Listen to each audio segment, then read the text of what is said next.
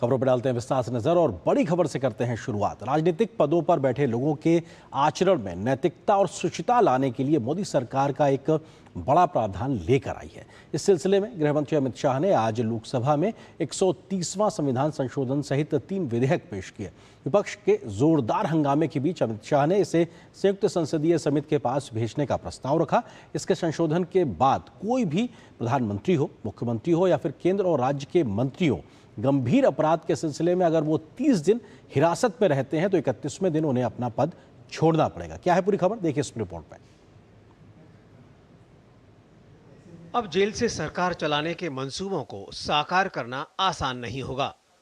इसी से जुड़े 3 विधेयक केंद्रीय गृह मंत्री अमित शाह ने लोकसभा में पेश किए।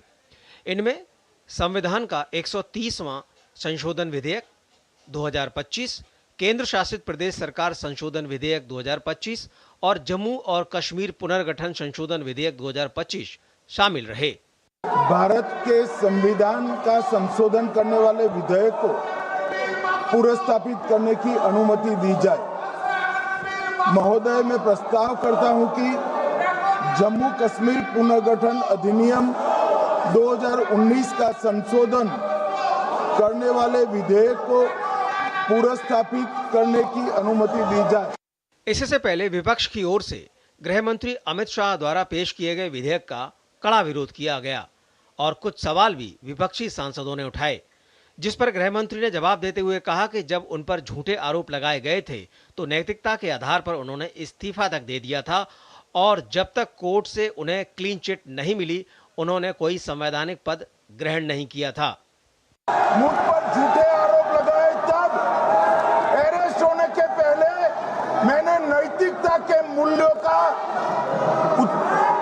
हवाला देकर इस्तीफा भी दिया और जब तक मैं कोर्ट से निर्देश नहीं हुआ कोई संविधान पद मैंने स्वीकार नहीं किया। इन विधेयकों की प्रस्तुति का उद्देश्य स्पष्ट था। यदि प्रधानमंत्री, केंद्रीय मंत्री, राज्य और केंद्र शासित प्रदेश के मुख्यमंत्री या मंत्री 5 वर्ष या उससे अधिक की सजा वाले अपराध में 30 दिन तक जेल या न्यायिक हिरासत में रहते हैं तो वे 31वें दिन अपने पद से अपने आप हटे हुए मान लिए जाएंगे या राष्ट्रपति या प्रधानमंत्री की सलाह पर उन्हें हटा दिया जाएगा। यह कानून अपराधीकरण को रोकने के लिए बड़ा और सख्त कदम है। राजनीतिक पदों पर बैठे अपराधी नेताओं का पद संभालना मुश्किल हो जाएगा। केंद्र शासित प्रदेशों की सरकारों में पारदर्शिता और जवाबदेही सुनिश्चित करना आसान होगा और वहीं जम्मू और कश्मीर प्रशासनिक ढांचे में सुधार और संवैधानिक प्रावधानों को भी यह विधेयक स्पष्ट करता है। बाद में तीनों विधेयकों को संसद की संयुक्त समिति को भेजे जाने का प्रस्ताव रखा गया, जिसे सदन में स्वीकार कर लिया गया।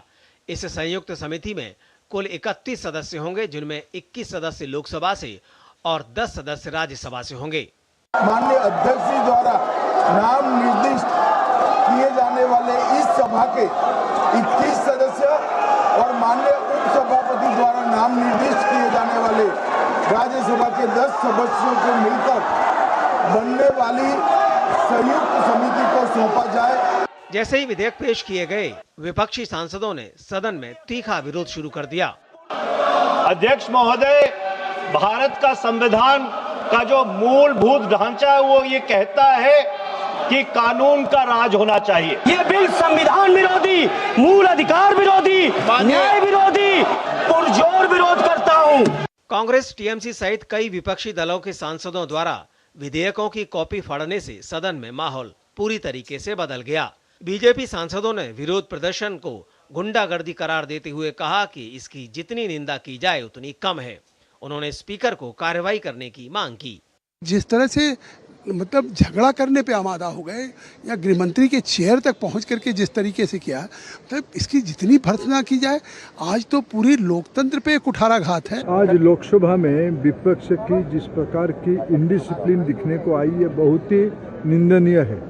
130वां संविधान संशोधन विधेयक भारतीय लोकतंत्र में एक नया अध्याय खोलता है, जिसमें भ्रष्टाचार और अपराध के खिलाफ सख्त कानून बनाकर सत्ता में बैठे लोगों की जवाबदेही सुनिश्चित की जाएगी। इस कानून से उम्मीद है कि राजनीति में पारदर्शिता और नैतिकता का स्तर बढ़ेगा और आम जनता का न्याय व्यवस्था पर विश्वास मजबूत होगा। नीरज सिंह और निशांत राय के साथ ऋषि कुमार, डीडी न्यूज, दिल्ली। वहीं केंद्रीय गृह मंत्री अमित शाह ने लोकसभा में 3 अहम बिल पेश किए, जिस पर